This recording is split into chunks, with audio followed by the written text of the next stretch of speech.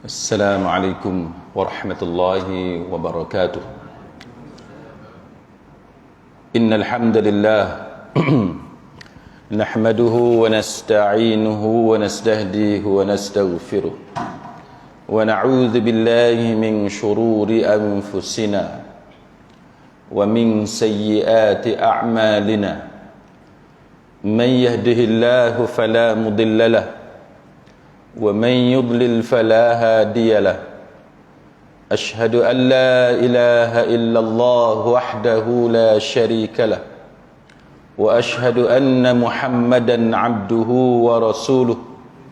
اللهم صل وسلم على محمد وعلى آله وصحبه والتابعين بإحسان إلى يوم الدين. Amma ba'd. Rabbi syarah li sadri. Wahai Tuhanku, lapangkanlah dadaku ini. Wa yassir li amri, dan permudahkanlah urusanku. Wahlul 'uqdatam min lisani, dan uraikanlah kekeluhan lidahku. Yafqahu qawli, supaya mereka memahami kata-kataku ini. Rabbi zidni ilma. Wahai Tuhanku, tambahkanlah ilmu kepadaku. Allahumma faqihna fid din. Ya Allah, kurniakan kepada kami kefahaman tentang agama. Wa 'allimna ta'wil, dan ajarkanlah kepada kami kefahaman mengenai Al-Quran. Wahdinas siratal mustaqim, dan tunjukkan kepada kami jalan Engkau, jalan yang lurus. Amin ya rabbal alamin.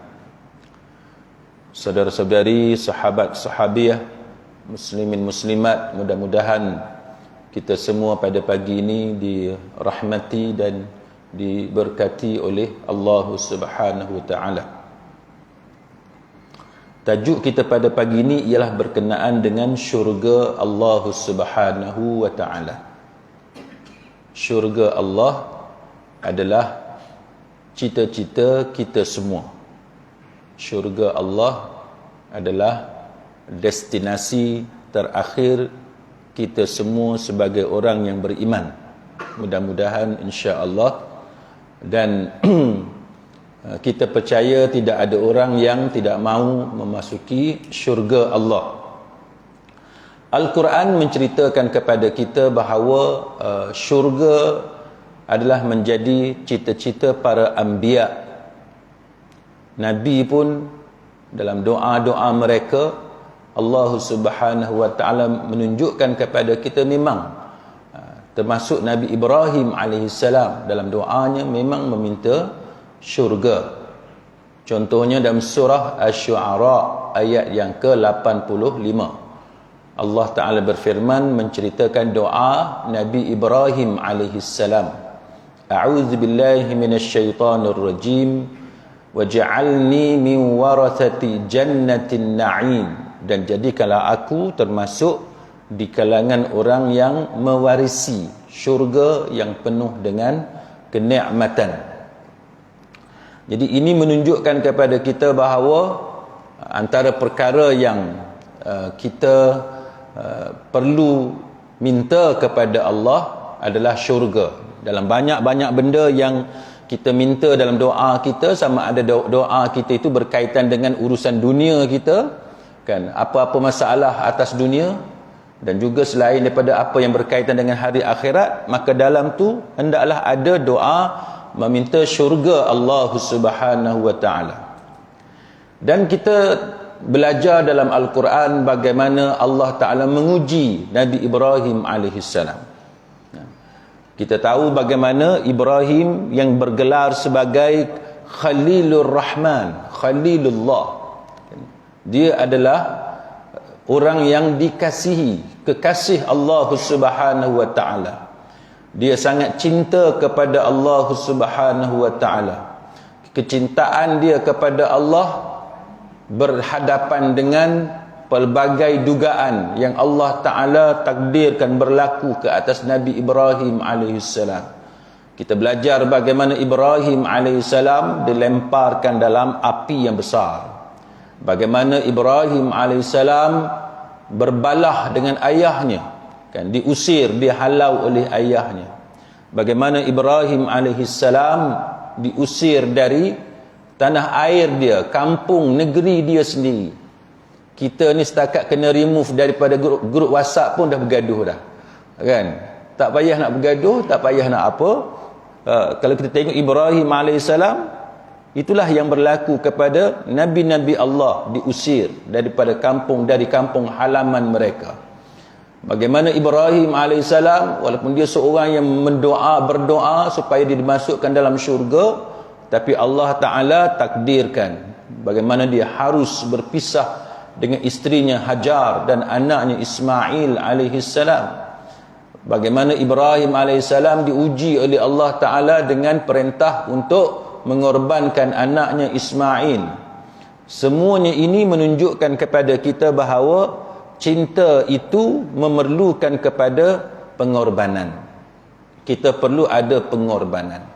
Maka jikalau kita mengalami kesusahan di atas dunia, kita diuji dengan perangai, tingkah laku, masalah dengan pasangan kita, dengan anak kita, dengan kawan, dengan organisasi kita, dengan majikan, pejabat, perniagaan kita dan sebagainya, maka hendaklah kita ingat bagaimana Allah Ta'ala menguji nabinya Ibrahim alaihissalam, dan kita mengetahui bahawa Ibrahim alaihissalam sentiasa meminta kepada Allah supaya Allah Ta'ala memberikan syurga kepadanya. Dan itulah juga yang Nabi sallallahu alaihi wasallam perintahkan kepada kita, supaya kita minta kepada Allah Subhanahu wa Ta'ala. Contohnya Nabi kita juga, Nabi Muhammad sallallahu alaihi wasallam, dalam doa baginda meminta, Allahumma inni as'alukal jannah wa a'udzubika minan nar.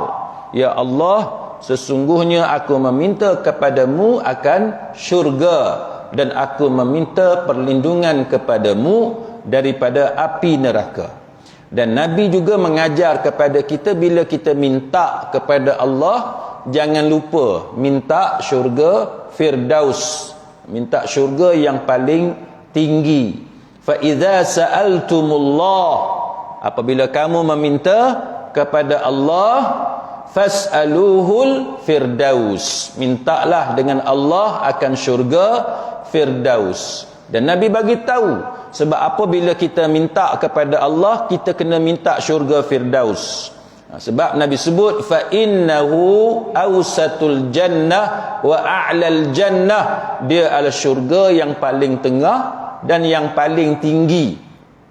Macam kita lah, kalau kita diberi pilihan nak beli ataupun nak tanah yang mana satu, kan, kita mesti cari tanah yang lokasi dia terbaik, kan. Kalau atas dunia kita sekarang, tanah yang paling strategik antaranya ialah tanah yang paling dekat ataupun mempunyai semua kemudahan, kan, ada shopping outlet, segala kemudahan. Itu tanah yang paling strategik, kan. Tanah yang tak pernah kena banjir, kan, tanah yang mana kemudahan air apinya ada. Itu contoh, kan, tanah yang paling strategik, tanah yang dekat dengan main road sebagai contoh, ataupun tanah di kawasan elit, tanah di kawasan bukit yang tertentu, bukan bukit dalam hutan tak lah, tapi di kawasan bukit yang tertentu dan sebagainya. Jadi itu contoh bagaimana Allah Subhanahu wa Ta'ala hantar Nabi kita mengajar kepada kita apa yang patut kita minta. Tetapi pada masa yang sama, kalau kita lihat bagaimana dalam kehidupan kita ni, kita dapati bahawa ada pelbagai perkara yang mana kita masih lagi tidak pasti ataupun kita keliru. Maka para ulama mengajar kepada kita supaya kita memahami tajuk syurga ini dengan kefahaman yang tepat. Sebab kita nak masuk syurga, kita nak minta kepada Allah supaya Allah Ta'ala masukkan kita ke dalam syurga, dan kita nak melayakkan diri kita sebagai penghuni syurga, maka kita perlu mengetahui apa dia yang dikatakan syurga itu berdasarkan kepada kefahaman yang tepat. Baik, yang pertamanya, sahabat-sahabat sekalian, kita tengok perkataan syurga itu sendiri. Baik, apa nama syurga? Syurga ni dalam bahasa Arab, nama dia adalah jannah. Syurga ni dalam bahasa Arab jannah. Baik, jannah bagi sesiapa yang belajar bahasa Arab, dia ada 3 perkataan. Dia ada 3 perkataan. Jannah itu jim, nun, ta marbutah. Jim dengan nun. Jin dengan nun itu menunjukkan sifat yang ada kepada benda itu, iaitu jim dengan nun menunjukkan elemen ataupun sifat tersembunyi dia, as-sitr. As-sitr iaitu maksud dia benda yang tersembunyi, ialah benda yang tersembunyi. Maka contoh yang disebutkan oleh para ulama kepada kita berkenaan dengan sifat-sifat benda yang mempunyai perkataan jim dengan nun itu. Contohnya, para ulama bahasa menunjukkan kepada kita beberapa perkataan lain atau nama lain yang juga mengandungi huruf jim dengan nun, bagi menunjukkan sifat as-sitr yang ada kepada nama tersebut. Contohnya jin, yang kita sebut jin. Makhluk jin itu, kenapa disebut jin? Jin adalah makhluk yang tersembunyi daripada penglihatan. Kita tidak nampak jin. Itu contoh, kecuali dalam keadaan-keadaan yang tertentu, jarang sangat, susah kita nak cari orang yang boleh nampak jin. Jin adalah makhluk yang halus, kita tak nampak. Contoh yang kedua ialah janin. Janin, baby yang ada dalam perut, dalam kandungan ibu dia sebelum dia lahir, janin. Jadi al-janin, janin. Kenapa dia disebut janin? Dia ada huruf jim dan nun. Kerana baby itu semasa dia dalam perut ibunya, dia tersembunyi, kita tak nampak dia. Melainkan kita menggunakan alat yang khas, macam sekarang lah, dengan perubatan moden, kita boleh tengok keadaan baby dalam perut ibu. Itu pun dia tak jelas bagaimana kalau baby itu keluar dari perut. Itu contoh. Kalau kita tengok alat, walaupun moden hari ini, nak ukur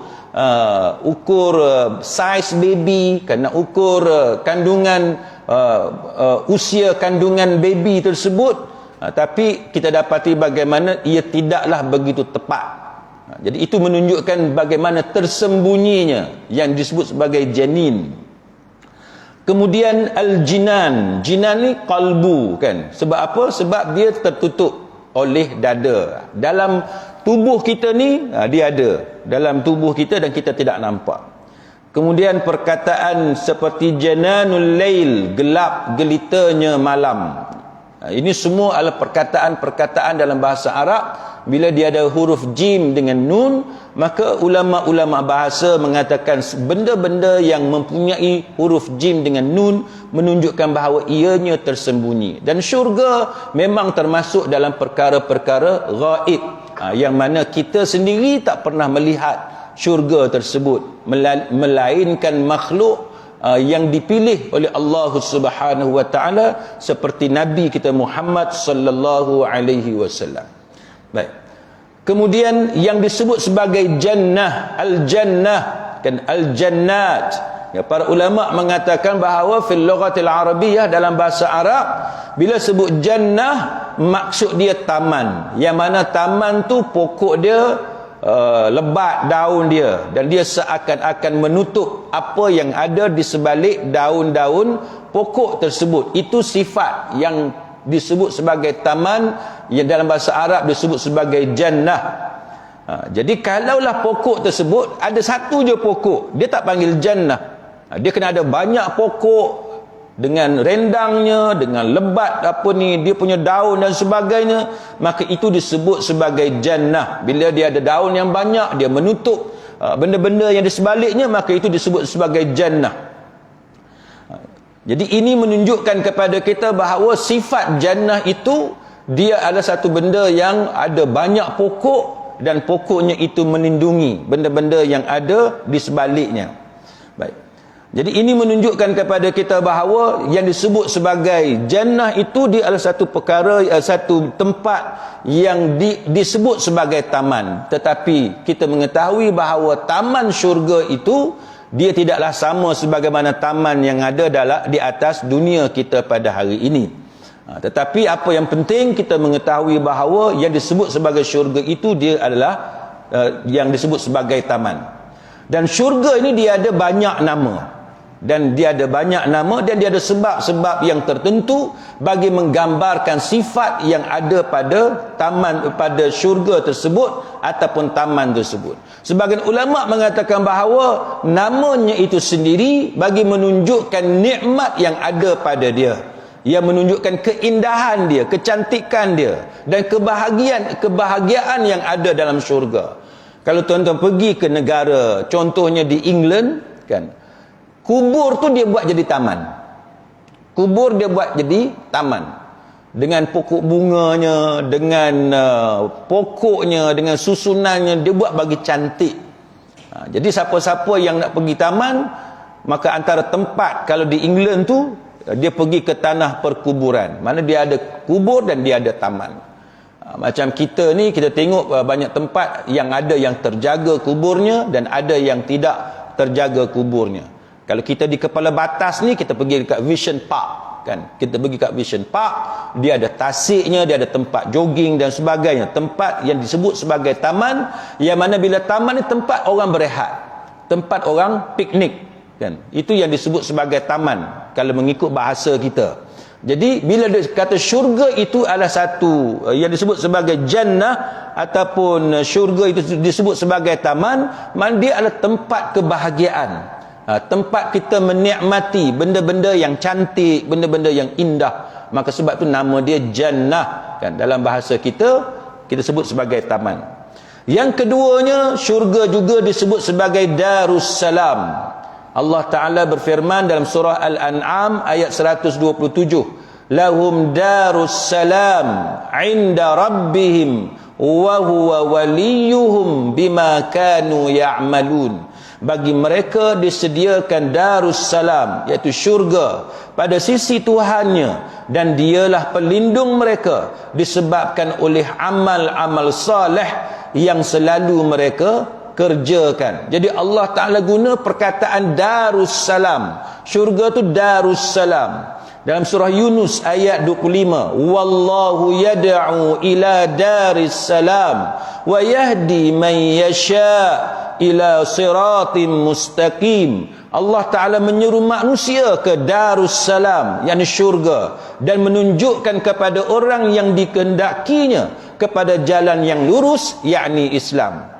Jadi kenapa nama dia Darussalam? Sebab dia ada syurga yang selamat daripada segala cacat celah. Syurga tu selamat daripada segala kekurangan. Syurga tu selamat daripada segala aib. Dan syurga itu selamat bagi hati kita, jiwa kita, perasaan kita dan sebagainya. Maka ini adalah puncak kepada segala kesempurnaan. Itu yang kata Darussalam. Rumah kita hari ini tak layak dipanggil sebagai Darussalam. Taman kita, negeri yang kita duduk tak layak dipanggil sebagai Darussalam. Sebab ancaman tu tetap ada. Di setengah-setengah tempat, taman kita ke taman orang dan sebagainya, nak keluar waktu subuh macam ni tak berapa nak selamat. Pasal apa? Sebab ada anjing liar.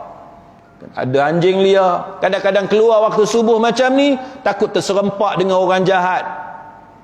Kawan saya tuan-tuan sekalian duduk negara Arab. Kawan saya, dah saya tak mahu sebut nama negara Arab tu lah. Dia duduk sebuah negara Arab. Negara Arab tu patutnya bagi kita selamat macam negara kita. Tapi dia kata bahawa flat yang dia duduk tu, kalau dia nak keluar pergi beli barang, dia kata bahawa tak berapa nak selamat. Sebab dia akan jumpa ada orang-orang yang kita tengok dia pun kita tahu kita tak selamat.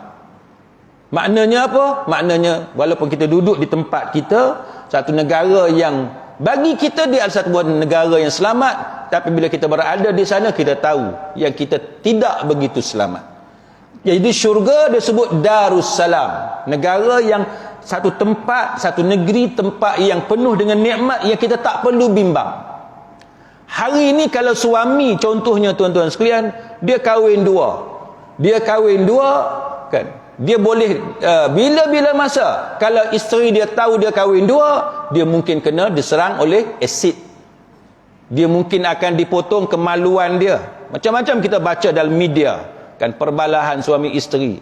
Isteri akan serang madu dia dan sebagainya, macam-macam cerita. Kadang-kadang kita bergaduh dengan jiran tetangga kita, kena jiran yang jenis berhutang dengan alung serang jiran kita, dia salah rumah, dia serang rumah kita, dia serang dengan cat merah dan sebagainya. Macam-macam masalah. Saya masa bujang dulu, saya duduk di Kubang Buaya, Bagan. Di Bagan tu, masa tu bujang, nak cari rumah sebab saya nak kahwin, cari rumah belah-belah area tu lah, cari rumah. AJK Masjid, sebab saya sentiasa semayang di masjid, AJK Masjid tunjuk dekat saya satu rumah. Saya pun pergilah rumah tu, tengok rumah tu. Saya tengok dekat dinding rumah sewa tu, tapak kaki orang sampai atas siling. Saya pun tanya dekat pakcik tu, pasal apa ada tapak kaki orang sampai atas siling? Dia kata rumah ni dulu budak-budak bujang duduk. Budak-budak bujang tu pergi mengendak anak AJK Masjid. Dia panjat. Jadi sebab banyak kali dia panjat tu, tapak kaki tu punyalah banyak sampai ke atas siling. Kita pun tak faham. Biasa tapak kaki ni atas lantai, ni tapak kaki atas dinding. Dia macam tapak kaki tikus, kan? Kalau tuan-tuan rumah siapa-siapa ada tikus, dia boleh nampak kesan tikus duduk. Jadi dia punya highway dia, nampak tempat tu. Macam itulah, tak selamat. Jadi hidup kita ni tuan-tuan sekalian, banyak benda yang tak selamat. Ada anjing liar, kata bergaduh dengan pasangan kita, bergaduh dengan jiran, macam-macam. Jadi syurga dia tak ada benda-benda yang macam tu. Allah Ta'ala bagi tahu syurga ni Darussalam, kan?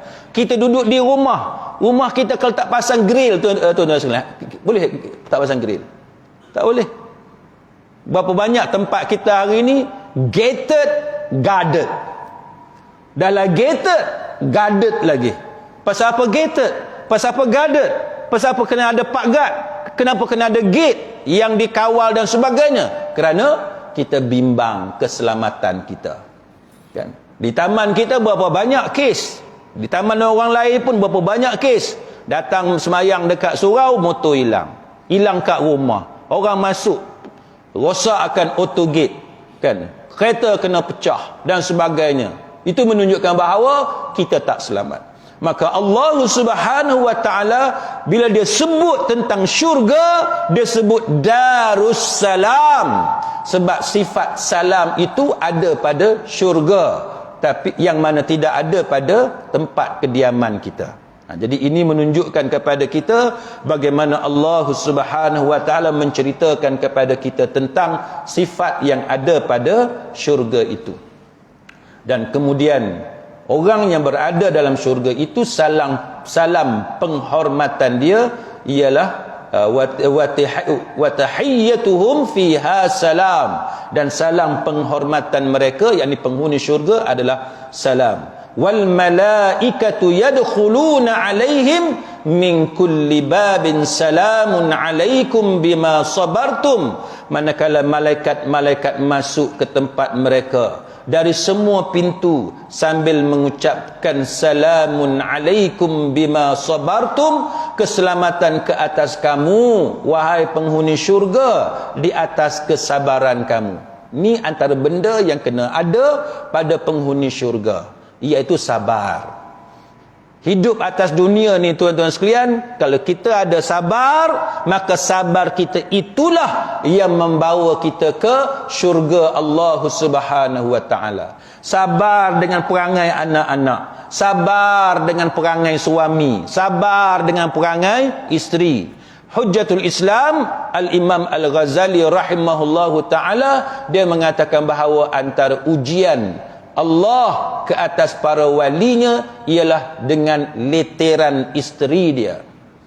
Siapa yang sentiasa sakit telinga dengan leteran isteri, dia kena tahu bahawa ulama besar Hujjatul Islam, gelaran dia Hujjatul Islam, Al-Imam Al-Ghazali rahimahullahu ta'ala pun dia sebut bahawa antara benda yang kita kena sabar dalam hidup ni ialah sabar dengan isteri kita. Perempuan antara sifat dia ialah dia akan luahkan perasaan dia, dan tempat yang dia akan cari untuk dia luahkan perasaan dia adalah suami dia. Maka kalau suami tidak tahan dengan leteran isteri, suami tidak tahan dengan keluhan isteri, suami tidak tahan dengan luahan emosi isteri dia, maka rumah tangga mereka akan berantakan. Kita tak boleh nak kekalkan rumah tangga jikalau kita tidak ada kekuatan. Macam mana tuan-tuan nak jadi ahli politik kalau leteran isteri pun tak tahan? Macam mana tuan-tuan nak jadi pemimpin organisasi yang besar, GLC dan sebagainya, kalau keluhan isteri pun tuan-tuan tidak boleh bertahan? Kita nak jadi pemimpin, kita kena kuat. Emosi kita kena kuat, mental kita kena kuat. Kalau setakat keluhan isteri, leteran isteri, itu adalah titik bengit sahaja, benda yang remeh. Bagi seorang wali Allah, orang yang beriman dan bertakwa, maka dia perlu tahu bagaimana untuk menenangkan isterinya, bagaimana untuk pujuk isterinya, bagaimana untuk mengatur strategi supaya rumah tangga mereka dapat bertahan. Jadi kita kena bezakan masalah yang serius tu apa, yang tak boleh dielak itu bagaimana, dan masalah yang kecil-kecil, yang remeh-temeh, yang ada pada semua rumah tangga. Baik, dalam syurga itu Allah Ta'ala menyebut lahum fiha fakihatu wa lahum ma yadda'un salamun qawlan min rabbir rahim. Dalam syurga itu mereka memperolehi buah-buahan dan memperolehi apa yang mereka minta. Kepada mereka dikatakan salam sebagai ucapan selamat daripada Tuhan yang Maha Penyayang. Surah Yasin ayat 57 hingga 58. Jadi itu adalah antara benda yang kita dapat. Setengah-setengah ulama mufassirun, kalau tuan-tuan tengok dalam kitab tafsir, dia ada sebut pasal apa syurga tu dia sebut pasal buah. Pasal apa syurga dia sebut pasal buah. Sebahagian mereka mengatakan bahawa antaranya ialah kerana buah itu antara makanan yang bagus untuk kita.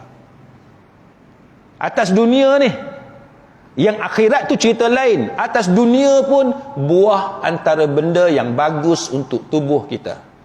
Malah kalau tuan-tuan tengok hari ni pun banyak pakar-pakar kesihatan mengajar kepada kita makan benda-benda yang alami, kan?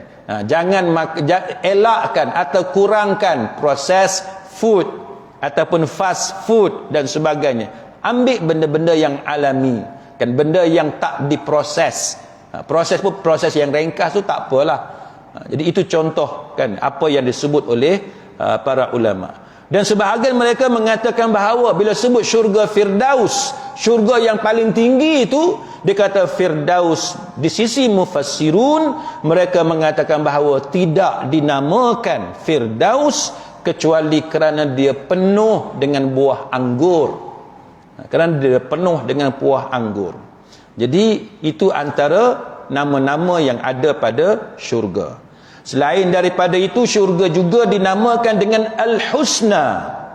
Ini disebut dalam surah An-Nisa ayat 95. La yastawil qa'iduna minal mu'minina ghairu ulil darari wal mujahiduna fi sabilillah bi amwalihim wa anfusihim fadlallahu al mujahidina bi amwalihim wa anfusihim 'alal qa'idina darajah wa kullam wa'adallahu al-husna.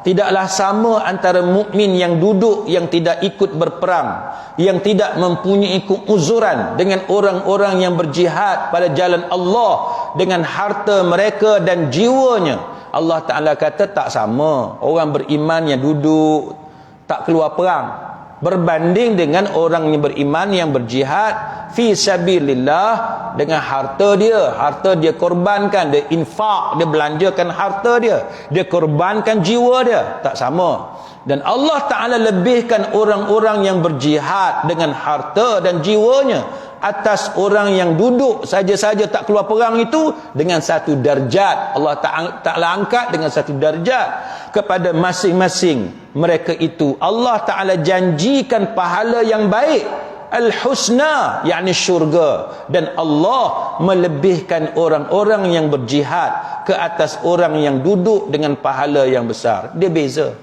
kan, orang yang keluar perang kan, orang yang berjihad fi sabilillah dengan orang yang beriman yang tidak keluar perang. Walaupun orang yang beriman tu orang baik, memang kita akui dia orang baik, orang beriman, tapi bila orang tu keluar perang, dia lebih satu darjat. Sebab itu para ulama mengatakan bahawa yang paling bagusnya ialah kita melakukan amalan yang memberi manfaat kepada orang lain kan. Amalan yang memberi manfaat kepada orang lain, dia adalah pahalanya lebih besar berbanding dengan amalan yang hanya untuk diri kita semata-mata. Tuan-tuan tengok dalam kitab Fiqhul Awlawiyat, dalam kitab Fiqh Awlawiyat oleh Dr. Yusuf Al-Qaradawi, dia kata apa? Dia kata dalam tu antara kelebihan amalan-amalan, kita nak tahu amalan mana yang paling bagus, maka dia kata kalau kita ada pilihan, maka utamakan amalan yang memberi manfaat kepada orang lain. Kita guna WhatsApp, kita sebarkan kebaikan, itu memberi manfaat kepada orang lain.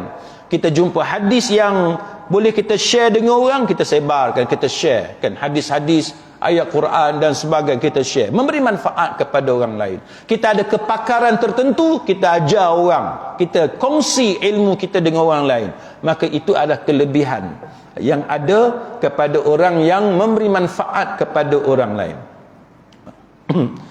Kemudian yang kelimanya tuba, perkataan tuba, alladzina amanu wa amilus salihati tuba lahum wa husnu ma'ab, orang-orang yang beriman dan beramal saleh bagi mereka kebahagiaan syurga dan tempat kembali yang baik kan. Tuba, apa makna tuba?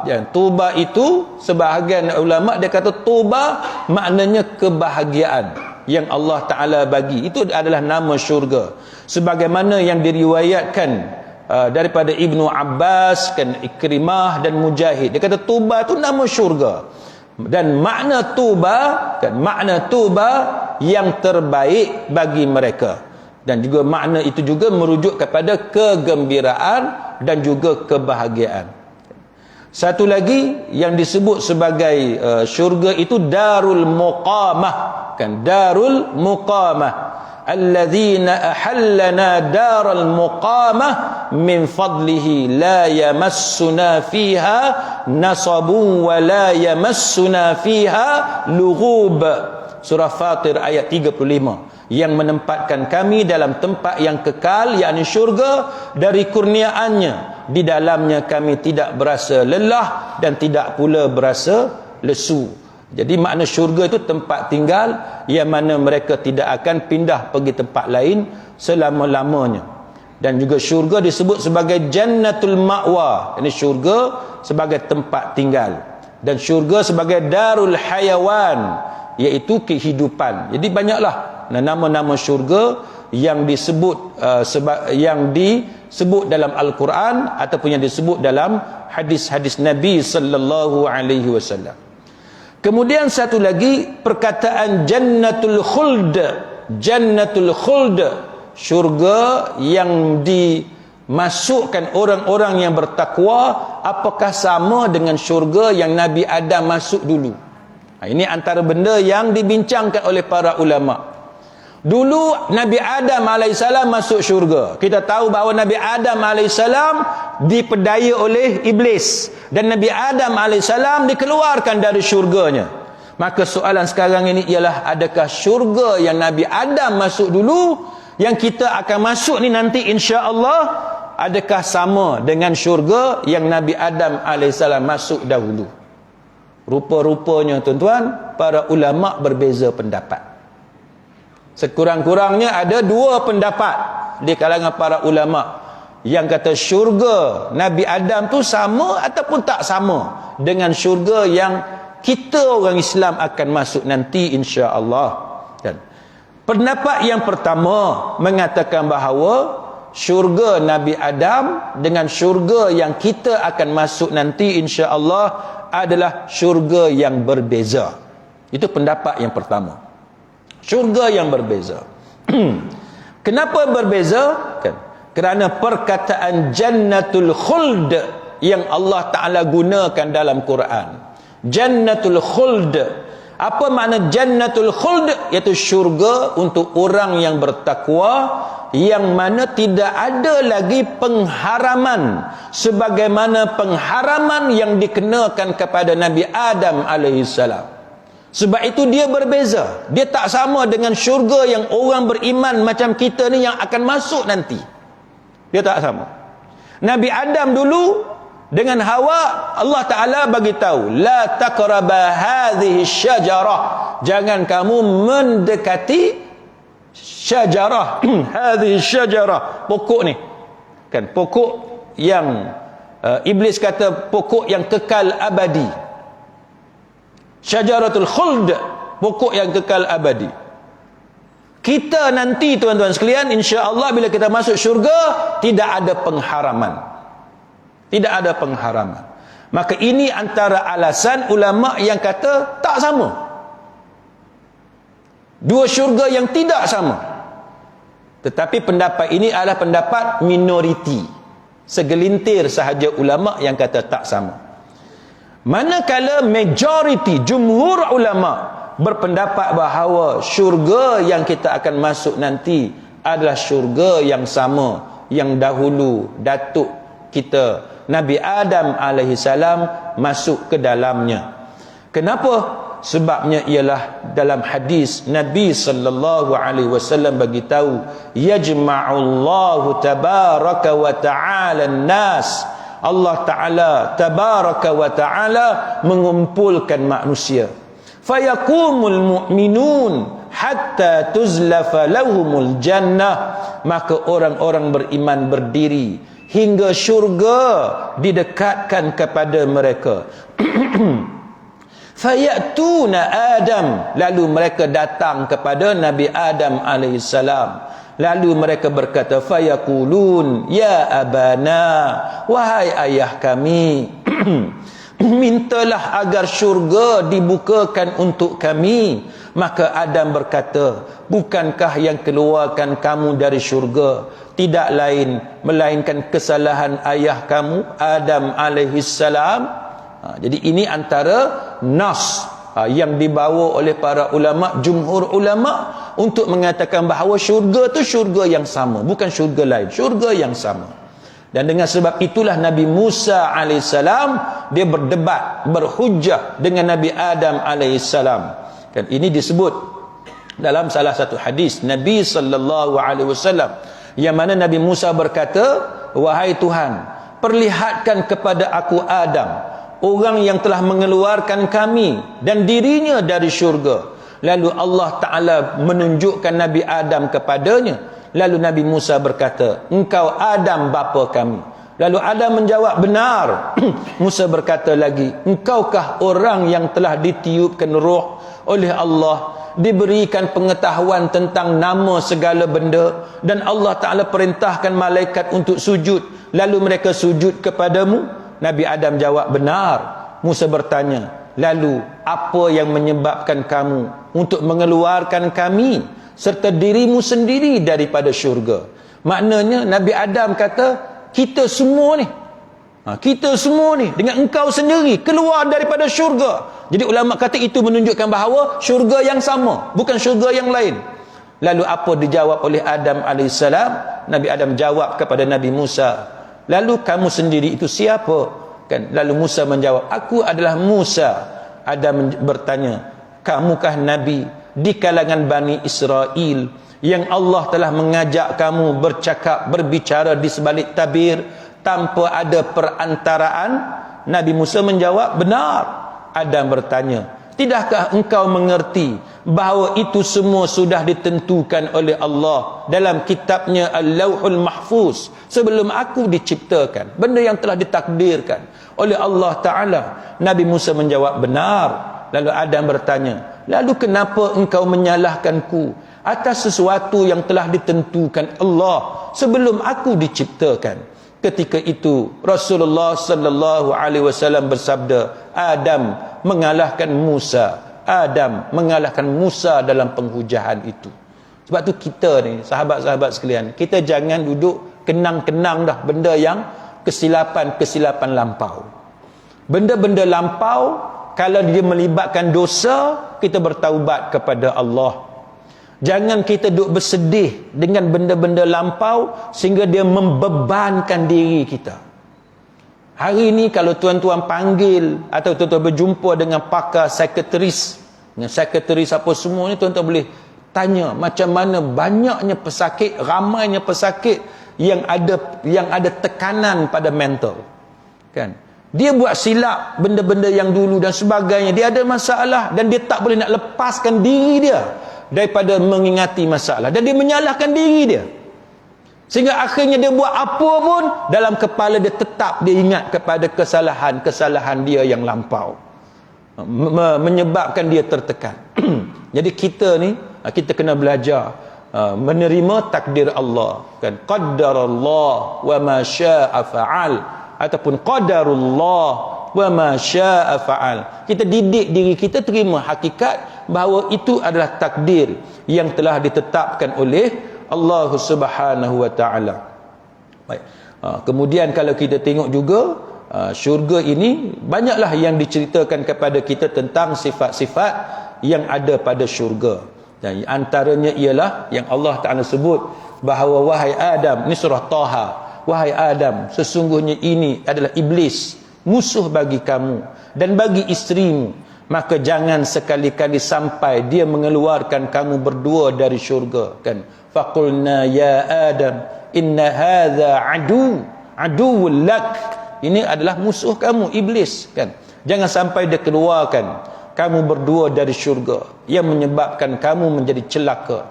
Sesungguhnya kamu tidak akan lapar di dalamnya dan tidak akan telanjang, dan sesungguhnya kamu tidak akan berasa dahaga dan tidak pula akan ditimpa panas matahari di dalamnya. Jadi kita ni dalam perkara-perkara gaib, kita perlu kepada nas, sama ada Quran ataupun hadis-hadis yang diterima oleh para ulama.